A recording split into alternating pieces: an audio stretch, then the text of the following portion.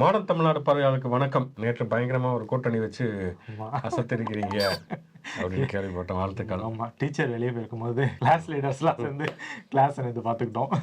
இந்த துணை சபாநாயகர் வந்து சபை நடத்துவார்ல அந்த மாதிரி.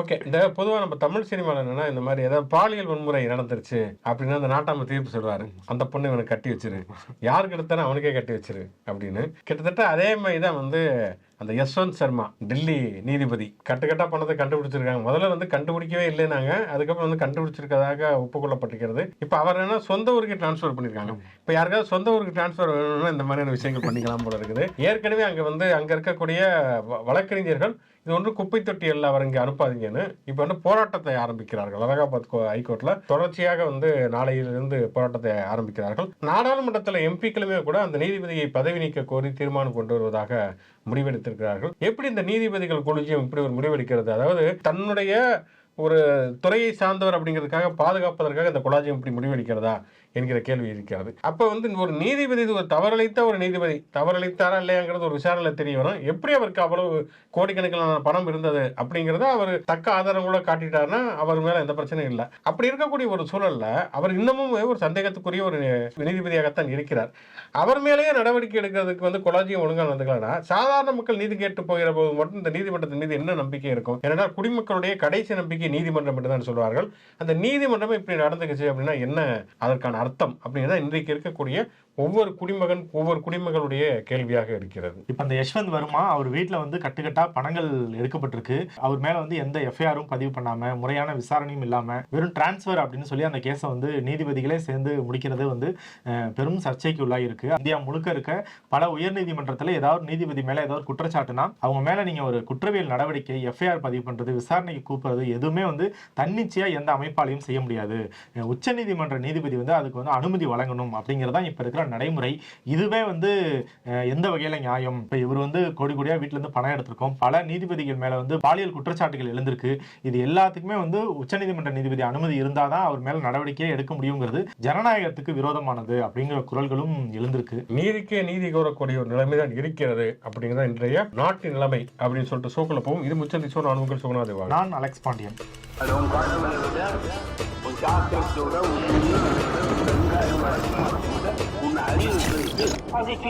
ஸ்டாலின் வெர்சஸ் எடப்பாடி இதுதான் வந்து பெரிய டாபிக்காக இருக்கிறது. நேற்று திராவிட முன்னேற்ற கழகத்தின் சார்பில் ஒரு இப்தார் நோன்பு துறப்பு விழா நடக்கிறப்ப வந்து இந்த சீசன்ல எல்லாருமே அப்படியான இப்தார் நோன்பு துறப்புலாம் நடத்துவாங்க. நம்மளதான் யாருமே கூப்பிட மாட்டேங்கிறாங்க. சரி, ஓகே, கூப்பிடுவாங்கன்னு நம்புவோம். அப்படி வந்து இவர் ஸ்டாலின் அவர்கள் பேசுறப்ப என்னன்னா வந்து திமுக என்பது சிறுபான்மை மக்களுக்கு எப்போதுமே அரணாக இருக்கிறது அப்படிங்கிற விஷயத்தெல்லாம் பேசியிருக்காரு. அவர் கட்சியோட விழானா அவர் கட்சியை பத்தி அவர் பேசுவாரு. அதை தாண்டி என்ன சொல்லியிருக்காருன்னா, எப்படி கொஞ்சம் கூட கூச்சம் இல்லாம எடப்பாடி பழனிசாமி இப்தார் நோன்பு திறப்பு விழாக்கு போனாருன்னு. நான் கூட 2 மசாலாவுடைய வந்து பாக்கெட்ல போட்டு எடுத்துட்டு வந்துட்டார் போல இருக்குது அப்படின்னு நினைச்சேன். ஆனால் என்னன்னா வந்து குடியுரிமை திருத்த சட்டம், இந்த குடியுரிமை திருத்த சட்டத்துக்கு எதிராக வந்து எல்லாருமே போராடி கொண்டிருந்த நேரத்தில் அதிமுக வாக்களித்ததன் காரணமாகத்தான் அந்த குடியுரிமை திருத்த சட்டமே வந்தது. ஒரு இஸ்லாமியர் கூட பாதிக்கப்பட மாட்டார்னு அவர் சொன்னாரு. ஆனால் எந்த முகத்தை வைத்துக் கொண்டு அவர் வந்து இப்தார் நோன்புக்கு போயிருக்கிறார் அப்படிங்கிற மாதிரியான நாக்கை பிடுங்கிற மாதிரி கேள்வியை கேட்டு இருக்கிறார். அது எடப்பாடி பழனிசாமி அதுக்கு பதிலளிக்காம டெல்லிக்கு ஒரு ஃபிளைட் டிக்கெட்டை போட்டு அப்படியே கிளம்பி போயிட்டார். அதுவுமே இன்றைக்கு வந்து பேசுபொருளாக மாறி இருக்குது. சட்டமன்றத்திலேயே தமிழ்நாடு முதல்வர் ஸ்டாலின் சொல்லி இருக்கிறார். அதாவது இபிஎஸ் வந்து டெல்லியில் யாரை சந்திக்க போகிறார் என்று எங்களுக்கு தகவல்கள் வந்திருக்கிறது அப்படின்னு சொல்லிட்டு சில நாட்களுக்கு முன்பு தான் அமைச்சர் தங்கம் தென்னரசு பேசுறப்பையும் சொன்னார், நான் அந்த மடிக்கணிலாம் இருக்கட்டும், உங்க மடியில் இருக்கிற கணத்தை பத்தி பாருங்க, உங்களுடைய கட்சியுடைய முடிவுகளே வேற யாரோ தீர்மானிக்க வராங்க அப்படிங்கிறப்ப வானதி சீனிவாசன் புகாஹா அப்படி சீமான் மாதிரி சிரிச்சாங்க அப்படிங்கிறதையுமே பார்த்தோம். ஆக மொத்தம் அதிமுக என்பது பிஜேபி கூட்டணியை நோக்கி நகர்ந்து கொண்டே இருக்கிறதா? திமுக அதை நோக்கி வந்து ஏகப்பட்ட கேள்விகள், சந்தேகங்களை எழுப்பிக் கொண்டே இருக்கிறார்கள். கடந்த நாடாளுமன்ற தேர்தலின் போது கூட என்னன்னா, நாங்க வந்து பிஜேபி கூட்டணி விட்டு வெளியில வந்துட்டோம் அப்படின்னு தான் எடப்பாடி பழனிசாமி சொன்னார்.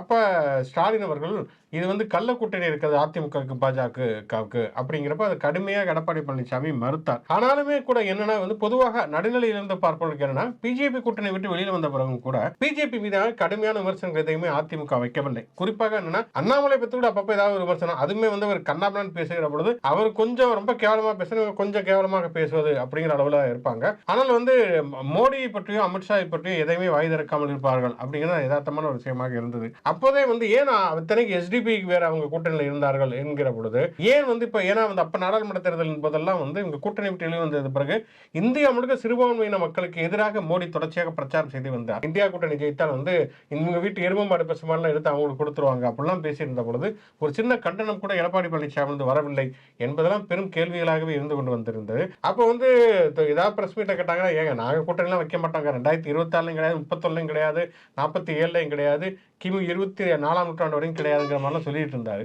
ஆனால் இப்ப சமீப காலமாக கேட்டோம்னா வந்து கூட்டணியெல்லாம் அதுல 6 மாசத்துக்கு முன்னாடி தாங்க எங்களுக்கு எதிரி திமுக தான் என்பதை தொடர்ச்சியாக பேசி வரக்கூடிய எடப்பாடி பழனிசாமி இப்ப வந்து பிஜேபி கூட்டணிக்கு தயாராகி விட்டாரா, அதற்காகத்தான் டெல்லி போயிருக்கிறாரா என்கிற கேள்வி எழுகிறது. அங்க போய் நம்ம பிளைட்ல இறங்கி ஏர்போர்ட்ல இறங்கி யாரை பார்க்க போறாரு, என்ன பேச போறாரு அப்படிங்கிறத பொறுத்து அது தொடர்ச்சியாகவே அது சர்ச்சைகளாகவும் பேசு பொருளாகவும் இருக்கும். ஆனால் கடந்த சில நாட்களாகவே வந்து அதிமுகவில் இருக்க எல்லா அணிகளோட பேட்டிகளையும் பார்த்து நம்மளே வந்து டாட்கள் எல்லாம் இணைச்சு ஓகே இவங்க வந்து பாஜக தலைமையில ஒரு கூட்டணிக்கு ரெடி ஆயிட்டாங்க அப்படிங்கிற செய்திகள் வந்துச்சு. அவருமே எடப்பாடி பழனிசாமியே வந்து நீங்க சொன்ன மாதிரி திமுக மட்டும்தான் எதிரி, மற்ற எந்த கட்சியும் எங்களுக்கு எதிரி கிடையாது, கூட்டணியும் வச்சுப்போம் அப்படிங்கிறதையும் சொல்லியிருந்தாரு. ஆனா திடீர்னு எல்லா பிரச்சனையும் பைசல் ஆயிடுச்சு, அவ்வளவுதான் கூட்டணிங்கிற சூழல்ல ஒரு 2 நாளுக்கு முன்னாடி வந்து மறுபடியும் எடப்பாடி பழனிசாமி பேட்டி கொடுத்திருந்தாரு. அந்த பேட்டியில வந்து சசிகலாவையும் ஓபிஎஸ்சியும் நாங்க சேர்த்துக்க மாட்டோம், நாங்க எதுக்கு சேர்த்துக்கணும், நாங்க வந்து ஆல்ரெடியே வந்து பவர்ஃபுல்லான கட்சியா தான் இருக்கும் அப்படின்னு சொல்லியிருந்தாரு. வழக்கமா அந்த கட்சி தலைமைக்கு எதிராக வந்து யாராச்சும் மாவட்ட செயலாளர்கள், எம்எல்ஏக்கள், அமைச்சர்கள்னு பேசினா உடனே அவங்களுக்கு மெமோ மாதிரி போய் வந்து தலைமைக்கு வந்து ரிப்போர்ட் பண்ணுங்க அப்படின்னு சொல்லுவாங்க. அந்த மாதிரி எல்லாம் பேசி வச்சிருக்கோம், கூட்டணியும் ரெடி ஆகி. ஏன்னா திடீர்னு சசிகலாவும் ஓபிஎஸ்சியும் சேர்த்துக்க மாட்டேன்னா என்ன அர்த்தம் அப்படின்ட்டு மெமோ வந்துச்சான்னு தெரியல. இமீடியட்டா கிளம்பி காலையில சட்டசபையை கூட அட்டன் பண்ணாம எடப்பாடி போயிருக்காரு. ஈவினிங் வந்து வேலுமணியும் போறாரு அப்படின்ட்டும் தகவல், உறுதிப்படுத்தப்பட்ட தகவல்கள்லாம் செய்திகளா வருது. சட்டசபையிலேயே முதலமைச்சரும் சொன்னார், நீங்க வந்து யாரை பார்க்க போறீங்கன்னு தெரியும் எங்களுக்கு, அப்படியே போய் இந்த மும்மொழி கொள்கையை எதிர்த்தும் அவங்கள்ட்ட வலியுறுத்துங்க அப்படின்ட்டும் சொல்லியிருக்காரு. இவர் வந்து போய் எல்லாம் இங்க செய்தியெல்லாம் போட்டு இவர் வந்து அமித்ஷாவை மீட் பண்ண போறாரு அப்படின்ட்டு எல்லாரும் டிக்ளேர் பண்ணிட்டாங்க. டெல்லி பத்திரிகையாளர்களும் ஆமா மீட்டிங்கான நேரம் வந்து வாங்கப்பட்டிருக்கு அப்படின்னு சொல்லிட்டாங்க. இவர் வந்து பிளைட்ல இறங்கினோடனே இவரை பேட்டி கேட்கறாங்க. உடனே என்ன சொல்றாரு, இப்பதானங்க ஒரு ஆபீஸ் திறந்து வச்சோம் டெல்லியில, அதை சும்மா பார்த்துட்டு போலான்னு வந்தாங்க அப்படின்ட்டு உருட்டுறாரு. இந்த ஷோ முடியும் போது ஏதாச்சும் ஒரு சந்திப்பு புகைப்படங்கள் வெளியாகலாம். கண்டிப்பாக. கில்லி, அதுக்கப்புறம் அவர் கில்லி அல்ல இடுப்பு கில்லி அப்படிங்கிறது இன்னைக்கு டெல்லி அப்படின்னு சொல்லிட்டு பேசு பொருளாக மாறிக்கிறது. இப்ப கில்லி கில்லி டெல்லி இதெல்லாம் என்ன நடக்க போகிறது என்பதை கொஞ்ச நாள் பொறுத்திருந்து பார்ப்போம். ராஜகிரன் சாப்பிடுவது நல்லியா? இப்ப நம்ம வந்து இப்ப எடப்பாடி அமித்ஷாவை சந்திக்கிறாருன்ட்டு செய்திகள் போகுது. அதுக்கு முன்னாடியே காலையில வந்து அமித்ஷா வந்து ஜி.கே. வாசன் சந்திச்சாரு அப்படின்ற ஒரு போட்டோ வந்துச்சு.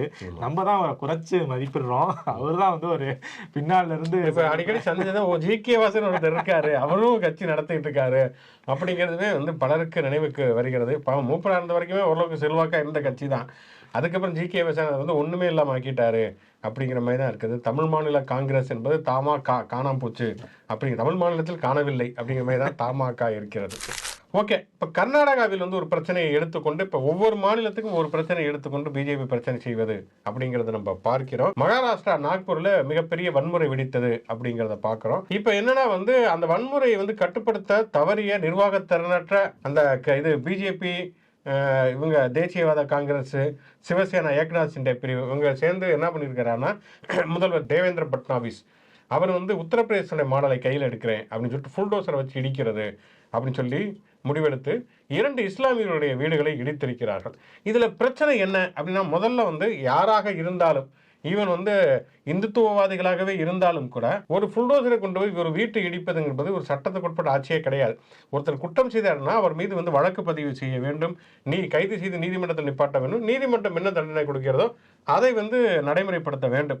நீதிமன்றம் உயரிய தண்டனை தரக்கூடிய அளவுக்கு அரசு அந்த வழக்கை வந்து தீவிரத்தோடு நடத்த வேண்டும். இதுதான் வந்து இந்திய அரசியலமைப்பு சட்டம். நினைச்சா யார் வீட்டை வேணுமாலும் புல்டோசரை கொண்டு போய் இடிப்பது என்பதை முதலில் வன்மையாக கண்டிக்கத்தக்கது. அதுல கொடூரமான விஷயம் என்னன்னா, பிரச்சனை என்பது அவுரங்கசீப்பின் கல்லறை இடிக்கப் போகுது அப்படின்னு சொல்லி தான் ஆரம்பித்தது. அப்படி இருக்கக்கூடிய சூழலை ஈவன் இஸ்லாமியர் கூட அங்கே கலவரங்கள் ஈடுபட்டிருக்கிறாங்க அப்படின்னு வச்சுக்கிட்டாலுமே கூட 2 தரப்புக்கும் இடையில மோதல் நடக்கிறப்ப குறிப்பாக ஏன் இஸ்லாமிய தலைவர்களுடைய வீடுகளை மட்டும் புல்டோசர் கொண்டு இடிக்கப்படுகின்றன? ஏன் அப்போ வந்து கலவரம் செஞ்சதில் விட அவங்களே, அதாவது சொல்றாங்க காந்தி அவரே வந்து துப்பாக்கி சுட்டு தற்கொலை பண்ணிட்டாங்கிற மாதிரி, அப்போ அங்கே இந்துத்துவவாதிகளுடைய பங்கு என்ன? அவங்க அவங்க வீடுகளை நோக்கி ஏன் புல்டோசர் போகலை அப்படிங்கிற கேள்வி கண்டிப்பாக இருக்கிறது. அதான் இந்த கலவரமே வந்து கலவரம் ஆரம்பிச்சதே வந்து இந்து அமைப்புகள் வந்து அனுமதி வாங்கிட்டு அந்த அவுரங்கசீப் கல்லறையை வந்து இடிக்கணும், அதுக்காக போராட்டம் நடத்த போறோம்னு அனுமதி வாங்கி RSS உட்பட நிறைய அமைப்புகள் சேர்ந்து ஆர்ப்பாட்டம் பண்றாங்க. அந்த ஆர்ப்பாட்டத்தில் அவங்க வந்து இஸ்லாமிய குரான் வசனங்களை பொறிக்கப்பட்ட ஏதோ ஒரு துணியை வந்து எரிச்சு அதை வீடியோவை எடுத்து பரப்புறாங்க. இந்த பக்கம் இந்த கைது செய்யப்பட்ட 2 இஸ்லாமிய தலைவர்கள் வந்து அவங்க இஸ்லாமியர்களோட கொஞ்சம் பேரை கூட்டிக்கிட்டு காவல் நிலையத்தை நோக்கி பேரணி போறாங்க. எதுக்காக போறாங்க? அவங்க வந்து கைது செய்யணும், அவங்க வந்து மத நல்லிணக்கத்துக்கு எதிராக குரான் பொறிக்கப்பட்ட வாசகத்தெல்லாம் எரிக்கிறாங்க அப்படின்னு பேரணி போறாங்க. ஆனா இப்ப இறுதியா வழக்கு வந்து இந்த 2 இஸ்லாமிய தலைவர்கள் அவங்கள சார்ந்த 100 பேர் மேல FIR பதிவு பண்ணப்பட்டு எல்லாரும் இப்ப சிறையில இருக்காங்க. சிறையில இருக்கும்போது நீங்க சொன்ன மாதிரி அடுத்த கட்டமா வந்து புல்டோசர் வச்சு அவங்க வீடெல்லாம் இடிச்சிருக்காங்க. இந்த வழக்கு வந்து கோர்ட்டுக்கு போயிருக்கு. கோர்ட்டுக்கு போனோம்னா கோர்ட்டே வந்து கண்டனம் தெரிவிச்சிருக்கு. இது வந்து என்ன நடைமுறை? நீங்க வந்து கலவரத்துக்கும் அந்த வீடு இடிக்கப்பட்டதுக்கும் சம்பந்தமே கிடையாது. வீடு எதுக்கு இடிச்சாங்கன்னா முறை இல்லாம அனுமதி இல்லாம ஏதோ எக்ஸ்ட்ரா ஃப்ளோர் கட்டிட்டாரு, அனுமதி இல்லாம கூரை ஒண்ணு போட்டாரு, ஹாஸ்பிட்டல் சீட் போட்டாருங்கிறது டெல்லியிலேயே உத்தரப்பிரதேசம் சொல்லிட்டு இருந்தாங்க. ஆமா, அதான் காரணம் அப்படின்னு சொல்லியிருக்காங்க. இவங்க வந்து அப்படி ஒரு முறை வீடு அனுமதி இல்லாம கட்டியிருக்காங்கன்னா நீங்க வச்சு நோட்டீஸ் கொடுத்தீங்களா? நோட்டீஸ் கொடுத்து அதுக்கப்புறம் தான் இடிக்கணும், அதனால வந்து இதை இடிக்க கூடாதுன்னு தடை விதிக்கிறேன் அப்படின்னு நீதிபதி சொல்லியிருக்காரு. எப்ப அந்த அனுமதி இல்லைங்கிறத எப்ப கண்டுபிடிக்கிறாங்கன்னா, இப்படிதான் வந்து குடியுரிமை திருத்த சட்டத்துக்கு எதிராக போராடினப்ப ஒரு பொண்ணு அவங்க வீடை போய் இப்படிதான் இடிச்சாங்க. எப்போதெல்லாம் அரசுக்கு எதிராக போராடுகிறார்களோ அப்பெல்லாம் கொண்டு போய் புல்டோசரை போய் இடிச்சுட்டு இவங்க வந்து வீடு எக்ஸ்டென்ஷன்ல இருக்கு, அங்க பட்டா சரியில்லை, இங்கே வந்து தண்ணி சரியில்லைன்னு ஏதோ ஒன்று காரணத்தை சொல்லிட்டு இருக்காங்க. அதே மாதிரி இப்போ இந்த இஸ்லாமிய தலைவர்கள் 2 பேரோட வீடை இடிச்சா ஒரு சிறையில் தள்ளியிருக்க மாதிரியே வந்து குணால் கம்ரா அப்படின்னு சொல்லிட்டு ஒரு ஸ்டாண்டப் காமெடியன். பட் ஆனால் ஸ்டாண்டப் காமெடியன்களை நம்ம முழு மூச்சா எப்பயும் நம்பி இறங்கிட முடியாது. முன்னுக்கு முன்னாடி எப்பயாச்சும் பேசிட்டு இருப்பாங்க. ஆனால் அந்த குணால் கம்ராங்கிறவர் வந்து ஏக்நாத் துணை முதலமைச்சர் ஏக்நாத் ஷிண்டே வந்து தரைக்குறைவா பேசிட்டாரு. ஒரு கவிதை ஒன்று சொல்லியிருக்காரு ஹிந்தியில. அந்த கவிதையில ஏக்நாத் ஷிண்டே பேரோ அரசியல் கட்சி தலைவரோட பேரோ எதுவுமே இல்லை. துரோகி அப்படிங்கிற வார்த்தையை மீன் பண்ணி அவங்களே வந்து அவரோட வீடுமே இடிக்கப்பட்டிருக்கு புல்டோசர் கொண்டு. ஏன்னா நீங்க வீடுக்கு தான் அனுமதி வாங்கினீங்க, அந்த வீடுக்குள்ள ஒரு ஸ்டுடியோ செட்டப் போட்டிருக்கீங்க, அது வந்து சட்டத்திட்டங்கள் உட்படாதுன்னு சொல்லி அவர் வீடும் இடிக்கப்பட்டிருக்கு. தொடர்ந்து ஸ்டுடியோ போட்டாரு, அவர் பல போட்டிருக்காரு.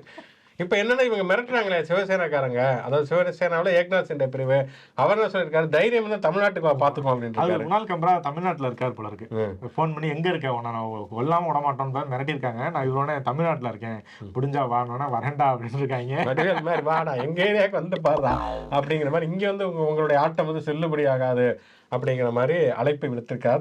இப்படி ஒரு பக்கம் பார்த்தோம்னா வந்து நாக்பூரில் எப்படியான வன்முறைனா, கர்நாடகாவில் வந்து ஒரு பிரச்சனையை கிளப்பி தொடர்ச்சியாக சர்ச்சைகளை கிளப்பி கொண்டிருக்கிறார்கள். கர்நாடகாவில் வந்து அரசு கான்ட்ராக்டில் வந்து இஸ்லாமியர்களுக்கு 4% இடஒதுக்கீடு அப்படிங்கிற ஒரு மசோதாவை கர்நாடகா காங்கிரஸ் அரசு நிறைவேற்றி இருக்கிறது. இதற்கு எதிராகத்தான் ஒரு மிகப்பெரிய அமளி. அது வந்து கர்நாடக சட்டமன்றத்தை தாண்டி நாடாளுமன்றத்திலுமே வந்து அந்த அமளியை தொடங்குகிறார்கள். என்ன அப்படின்னா வந்து அரசியலமைப்பு சட்டத்தையே அவர்கள் மாற்றப் போகிறார்கள், அம்பேத்கருக்கு துரோகம் செய்து விட்டார்கள், இடஒதுக்கீட்டில் வந்து மதத்தின் அடிப்படையில் கொடுக்கக்கூடாது அப்படின்னு சொல்லி அம்பேத்கரை சொல்லி இருக்கிறார் அப்படின்னு சொல்லி பிரச்சனையை வந்து கிளப்புகிறார்கள். ஆனால் ஆக்சுவலாக என்னன்னா வந்து அம்பேத்கர் வந்து மதத்தின் அடிப்படையில் இடஒதுக்கீடு கொடுக்கக்கூடாதுலாம் எங்கேயுமே சொல்லவே இல்லை.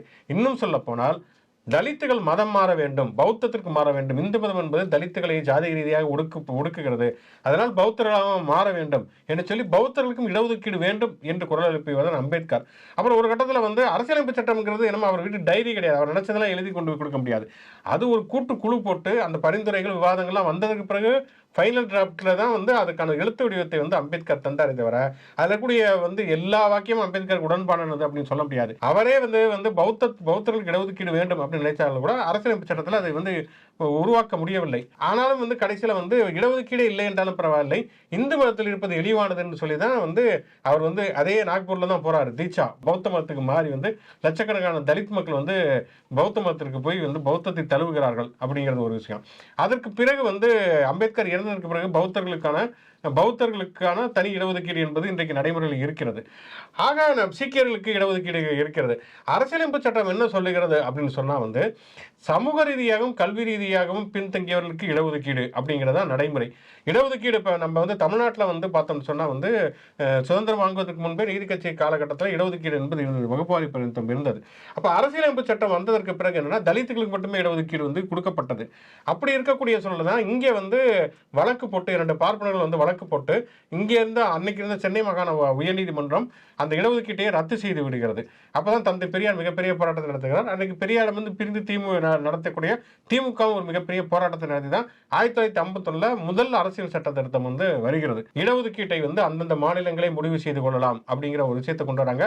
அதுக்கப்புறம் தான் பிற்படுத்தப்பட்ட ஓபிசிங்கிற கேட்டகரியே வந்து அரசியல் சட்டத்தில் கொண்டு வருகிறார். அம்பேத்கர் அதை கொண்டு வருகிறார். அப்போ ஒரு விவாதம் வந்து பார்லிமெண்ட் நடக்கிறப்ப என்ன சொல்றாங்கன்னா, இடஒதுக்கீடு வந்து பிற்படுத்தப்பட்டவர்கள் கொடுக்கிறது சரி, ஆனால் அது பொருளாதார ரீதியாக கொடுக்க வேண்டும் என்கிற பொழுது அம்பேத்கரும் சரி நேரும் சரி பொருளாதார அடிப்படையில் இடஒதுக்கீடு கொடுப்பது தவறு. யார் வந்து சமூக ரீதியாகவும் கல்வி ரீதியாகவும் பின்தங்கி இருக்கிறார்களோ அவர்களுக்கு தான் இடஒதுக்கீடு. பொருளாதார அளவுகள்ங்கிறது நிலையானது கிடையாது. இன்றைக்கு ஏழையாக இருக்கிற நாளைக்கு பணக்காரராக மாறலாம், அதை வைத்தெல்லாம் கொடுக்கக்கூடாது என்று சொல்லி வலியுறுத்தியவர் அம்பேத்கர். ஆனால் இவங்க யார், மோடி வந்து என்ன பண்ணிருக்காங்கன்னா இடபிள்யூஎஸ்ல வந்து இடஒதுக்கீடு தராங்க. அதுதான் அம்பேத்கருக்கு செய்யக்கூடிய துரோகம். பொருளாதார அடிப்படையில் இடஒதுக்கீடே கூடாது என்று உறுதியாக மறுத்தவர் அம்பேத்கர். பொருளாதார அடிப்படையில் இடஒதுக்கீடு கொடுத்தது இன்னைக்கு வந்து முஸ்லீம்களுக்கு இடஒதுக்கீடு கொடுக்கக்கூடாதுங்கிறது என்ன நியாயம்?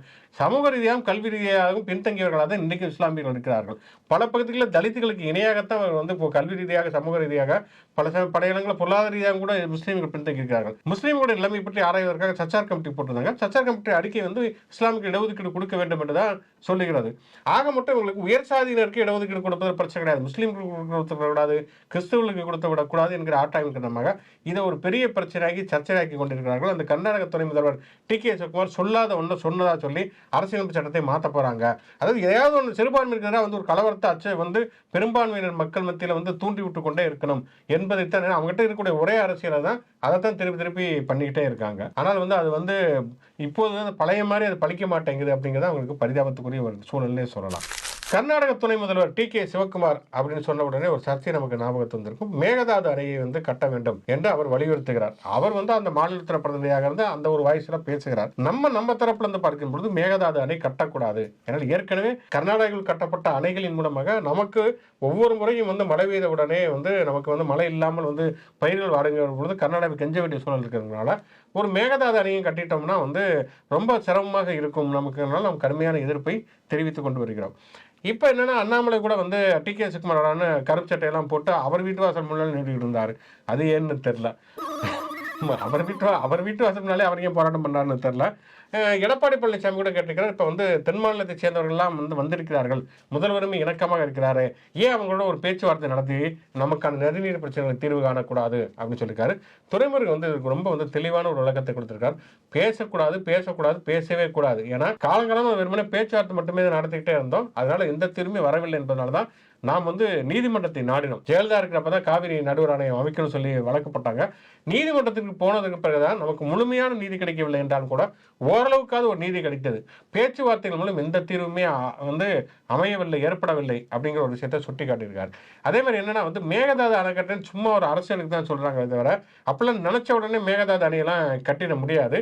மேகதாது அணையை கட்டணும்னா மத்திய அரசிட்ட வந்து முதல்ல ஒரு ப்ராஜெக்ட் வந்து மத்திய அரசிட்ட சப்மிட் பண்ணி அவங்ககிட்ட வந்து ஒப்புதல் வாங்கணும். அதுக்கப்புறமேல் வந்து மின்சாரத்துறையிடம் வந்து அனுமதி வாங்கணும், அப்புறம் வனத்துறையிடம் அனுமதி வாங்கணும், அப்புறம் புலிகள் சரணாலயத்திட்ட அனுமதி வாங்கணும், தமிழ்நாடு அரசிட்ட அனுமதி வாங்கணும். இவ்வளவு செய்தால் தான் மேகதாது அணையை வந்து கட்ட முடியும். அதனால் வந்து அப்படியெல்லாம் உடனடியாக பயப்படக்கூடிய அளவிற்கு ஒரு அச்சமூட்டப்படக்கூடிய ஒரு சூழல் இல்லை என்பதையுமே அவர் துரைமுருகன் வந்து சட்டசபையில் தெரிவித்திருக்கிறார். நாடாளுமன்றம் அப்படின்னு பேசுகிற பொழுதுதான் நாடாளுமன்றத்தில் கனிமொழி கேள்வி கேட்டுக்கிறாங்க. வந்து அந்த கேள்விக்கு என்ன பதில் சொல்ல போறாங்கன்னு தெரியல. நாடு முழுவதும் மும்மொழி கொள்கைன்னு சொன்னீங்களே, மும்மொழி கொள்கைக்கு வந்து எந்தெந்த மாநிலங்களில் எவ்வளவு பள்ளிகளை வந்து கற்பிக்கிறாங்க, தாய்மொழி தவிர மற்ற மொழிகளை வந்து இந்தியாவில் வந்து எந்த மாநிலங்கள் வந்து பேசுகிறார்கள், படிக்கக்கூடிய மாணவர்களுடைய எண்ணிக்கை எவ்வளவு, அதிலும் குறிப்பாக இந்தி பேசும் மாநிலங்களில் இந்தி அல்லாத பிற மொழிகளை எவ்வளவு மாணவர்கள் படிக்கிறார்கள், அதே போல தமிழ்நாட்டில் உள்ள கேந்திரிய வித்யா பள்ளிகளில் தமிழ், இந்தி மற்றும் சமஸ்கிருத ஆசிரியருடைய எண்ணிக்கை என்ன, இதெல்லாம் வெளியிட வேண்டும் அப்படின்னு சொல்லி இருக்கிறாங்க. இதுக்கு நீங்க வந்து பதவியை ராஜினாமா பண்ணிட்டு போங்கன்னு சொல்லி இருக்கலாம். ஏன்னா இது எல்லாத்தையும் வந்து தகவல் வெளியிட்டா வந்து குட்டு வெளிப்பட்டு போய்விடும் அப்படிங்கறதான் அர்த்தம். அதே நேரத்தில் வந்து என்னன்னா வந்து இன்னொரு திமுக எம்பி ஆமணி அவர் வந்து கேலோ இந்தியா திட்டத்தின் கீழே ஊக்குவிக்கிறீங்க அப்படின்னு சொல்லி பாரம்பரிய விளையாட்டுகள் ஊக்குவிக்கிறதா சொன்னீங்களா, என்ன விளையாட்டு அப்படின்னு கேட்டிருக்காரு. அநேகமா வந்து காலவாரி ஒரு விளையாட்டு தான் அப்படின்னு சொல்லுவாங்க அப்படின்னு நினைக்கிறேன். திருவண்ணாமலை எம்பி அண்ணாதுரை வேற இந்த திறன் இந்தியா திட்டம் அப்படிங்கிறது ஸ்கில் இந்தியா டெவலப்மெண்ட், அதில் வந்து அதுக்கு ஒரு இலக்கு நினைச்சிருப்பாங்க. அது வந்து மத்திய அரசு அது வந்து அடைந்து விட்டதா அப்படின்னு கேட்டிருக்கிறாரு. அது எப்படி அடையும்? இந்தியாவில் வந்து பிரதமர் இருந்தால் தானே அடையும்.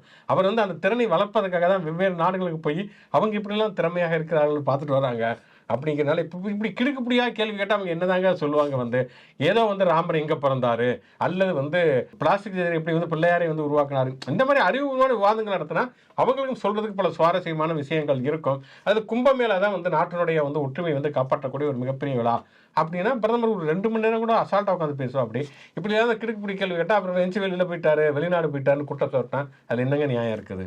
கடந்த 2 மாதங்களா நடந்த இந்த மும்மொழி கொள்கை பஞ்சாயத்துல அவங்க கேட்ட எல்லா கேள்விக்கான பதிலுமே வந்து வெவ்வேறு ஆர்டி தகவல்கள் மூலமா வெவ்வேறு அமைப்புகள் மூலமா நமக்கு வந்து தெரிஞ்சிருச்சு. மும்மொழி பிடிஆர் கேட்ட கேள்வியே வந்து மும்மொழி கொள்கையால நீங்க சாதிச்சது என்ன, எந்தெந்த மாநிலங்களில் எந்தெந்த குழந்தைகள் மும்மொழி கொள்கையால எவ்வளவு வளர்ச்சி அடைஞ்சிருக்காங்க, உங்களுக்கு ஒவ்வொரு மாநிலமும் வந்து மும்மொழி கொள்கையால வந்து எத்தனை மொழிகள் வந்து நீங்க கத்து வச்சிருக்கீங்கிற பல டேட்டாக்களை கேட்டு அதுக்கான பதிலுமே வந்துருச்சு. ஆனா நாடாளுமன்றத்துல ஒரு உறுப்பினர் கேட்கிற கேள்விக்கு ஒன்றிய அரசு பதில் அளிச்சு ஆகணும். ஸோ அவங்க வாயாலேயே அதுக்கான பதிலை வாங்குறதுக்கான ஒரு டெக்னிக் போல இருக்கு. நேற்று வந்து இப்போ ஐபிஎல் ஆரம்பிச்சு நடந்துட்டு இருக்கு. அதுல டெல்லி அணியோட கேப்டன் அக்சர் பட்டேல் அவர் இந்திய அணியிலையுமே விளையாண்டுட்டு இருக்காரு. அவர் வந்து குஜராத்தை சேர்ந்தவர். ஆனா அவர் வந்து நேற்று போஸ்ட் மேட்ச் பிரசன்டேஷன்ல வந்து ஹிந்தியில தான் பேசுறாரு. அவருக்கு வந்து ஆங்கிலமும் தெரியல. அதை வந்து எடுத்து போட்டு குஜராத்தோட மும்மொழி கொள்கையோட நிலைமை இதுதான், அவர் வந்து தாய்மொழி குஜராத்தி, ஆங்கிலம் வந்து ஒரு இணைப்பு மொழி, பட் ஆனால் அவருக்கு அது ரெண்டுமே பேசாம ஹிந்தியில பேசிட்டு இருக்காரு அப்படின்ட்டு இதுக்கான பதில் இல்லாம நம்ம இந்த மாதிரி நேரடியான நடைமுறையிலேயே வந்து பார்த்துக்கிட்டு இருக்கோம். இப்போ அவங்க வாயாலே அந்த பதிலை சொல்லணும் அப்படிங்கிறதுக்காக இந்த கேள்விகள் காத்திருப்போம். நிறைய விஷயங்கள் நிறைய நேரம் பேசி இருக்கிறோம். ஒரு விளையாட்டு செய்தியோடு முடித்து விடலாம். 2 விளையாட்டு செய்தி கூட சொல்லலாம். என்னடா வந்து ஒரு செய்தி பார்த்தேன், அதாவது பழசா புதுசானு தெரியல. அண்ணாமலை என்ன சொல்லியிருக்காருன்னா வந்து காங்கிரஸ் கட்சி வந்து இந்தியாவுக்கு துரோகம் செய்து விட்டது, முதல் குடியரசு தின விழா அழைப்பதிலே கூட அவர்கள் காந்திக்கு கொடுக்கவில்லை அப்படின்னு சொல்லி வருத்தப்பட்டிருக்கிறார். ஆனா முதல் குடியரசு தின விழா வந்து 1950 நடந்தது. காந்தி முன்னாடி செத்து போயிட்டாரு. செத்து போகல, கொன்னுட்டாங்க. 1948 ஜனவரி 30 கொன்னுட்டாங்க. 1950 ஜனவரி 24 நடக்கூடிய குடியரசு தின விழா அழைப்பதால் காந்திக்கு தரல அப்படின்னு சொல்லிட்டு அண்ணாமலை ரொம்ப வருத்தப்பட்டிருக்கிறார். அப்படி வருத்தத்தில் நம்மளுமே வந்து பங்கு கொள்வோம். இன்னொன்று வந்து தமிழக வெற்றி கழகத்துடைய பொதுக்குழு 28ஆம் தேதி தொடங்குகிறது. 28ஆம் தேதி நடக்கப் போகிறது. அதுக்காக விஜய் என்ன சொல்லியிருக்காரு அப்படின்னு சொன்னால் அவங்க நிர்வாகிகள் நம்மளா 234 தொகுதியிலையும் போய் வந்து எல்லாரும் போய் மக்கள்கிட்ட போய் பார்த்து தொகுதிக்கு 5 பிரச்சனை அப்படின்னு சொல்லி எழுதிட்டு வாங்க அப்படின்னு இருக்காரு. சரி, நாங்கள் 6வது பிரச்சனை இருந்தா ரிஜெக்ட் பண்ணிடுவாங்களா? ஆமாம், இல்லை டாப் 5 6 பிரச்சனைனா 6வது எது முக்கியமான ஒரு பிரச்சனை அப்படிங்கிறத பார்த்து அதை இது பண்ணுவோம் அப்படி. ஆனால் இது என்னன்னா வந்து அவங்க போய் பார்த்த பிரச்சனை எழுதிட்டு இருக்கட்டும், இவர் வீட்டை விட்டு வெளியில் வர மாட்டேங்கிறாரு. இவருக்கு மக்களோட பிரச்சனை என்னன்னு தெரியணுமே வந்து அது தெரியாம வீட்டுக்குள்ளே உட்காந்துட்டு அப்பப்போ அறிக்கை மட்டும் ஏதாவது ஒன்று ரெடி பண்ணி வீட்டில் பிரச்சனையெல்லாம் தொகுத்து நான் அறிக்கையா வெளியிட்டுறேன் அப்படிங்கிற மாதிரி சொல்லுவார் போல இருக்குது வந்து. ஆக மொத்தம் என்னன்னா வந்து இப்படி வந்து வீட்டுக்குள்ளே ஒர்க் ஃப்ரம் ஹோம், அறிக்கை ஃப்ரம் ஹோம், அரசியல் ஃப்ரம் ஹோம் அப்படின்னு அதுக்காக ஒரு பொதுக்குழுமே வந்து போட போகிறார்கள். அந்த செய்தியில தினத்தந்தியில பிரசன்ட் பண்ணும்போதே அதில் போட்டிருக்காங்க, அதாவது பொதுக்குழுவுக்கு பிறகு தீவிரமான அரசியலில் ஈடுபட வேண்டும் அப்படின்னு 2 வருஷமா சொல்லிட்டே இருக்கிறாங்க. இருந்து நான் நல்லா படிக்க ஆரம்பிச்சிருவேன் அப்படின்ற மாதிரி. அதுவும் என்னென்ன சொல்றாங்கன்னா வந்து இது விஜய் என்ன சொன்னாருன்னா வந்து தாவைக்காவுடைய பூத் கமிட்டி உறுப்பினர்களாக தாவைக்காவினரையே போடுவோம் அப்படின்னு சொல்லிட்டு புசியானந்தன் சொல்லியிருக்காங்கன்னா தாவைக்காவோட பொதுக்குழுவில் வந்து தாவைக்கா பொதுக்குழு உறுப்பினர்களே பங்கேற்பார்கள் அப்படின்னு இருக்கிறாங்க. பல காமெடிகள் வந்து இன்னுமே அரங்கேறப்போம். இன்னும் வெளியில வராமே இவ்வளவு காமெடிகள்லாம் வெளியில வந்துட்டாருன்னா வசீகரா படத்தோட டபுள் மடங்கு காமெடி இருக்கும். வசீகரா, போக்கிரி, அந்த மாதிரியான போக்கிரி பொங்கல் வரை கொண்டாட படம் கடைசி பொங்கல் அவருடைய படம் வந்து வெளியாக போகிறது. அப்படிங்கிறதுனால வந்து பல நகைச்சுவைகள் நம்ம பார்க்கலாம் அப்படிங்கிறத தோணுது. வெயிட் பண்ணி வைப்போம். ஓகே, தொடர்ச்சியாக கருத்துக்களை பதிவு பண்ணுங்கள், நிறைய விமர்சனங்களை முன்வைங்கள். அது குறித்து நாம் தொடர்ச்சியாக வாதிப்போம். மாடர்ன் தமிழ்நாடு யூடியூப் சேனலோட தொடர்புகள் முச்சந்தி ஷோவை லைக் பண்ணுங்க, கமெண்ட் பண்ணுங்க. மாடர்ன் தமிழ்நாடு சேனலுக்கு சப்ஸ்கிரைப் பண்ணுங்க. யூடியூப் மாதிரியே எக்ஸ், இன்ஸ்டா, ஃபேஸ்புக், வாட்ஸ்அப் தளங்களையும் நமக்கான பேஜஸ் இருக்கு. அங்கேயும் லைக் பண்ணி ஷேர் பண்ணி உங்களோட ஆதரவை தொடர்ந்து கொடுங்க. மீண்டும் ஒரு நிகழ்ச்சி சந்திப்போம். நன்றி.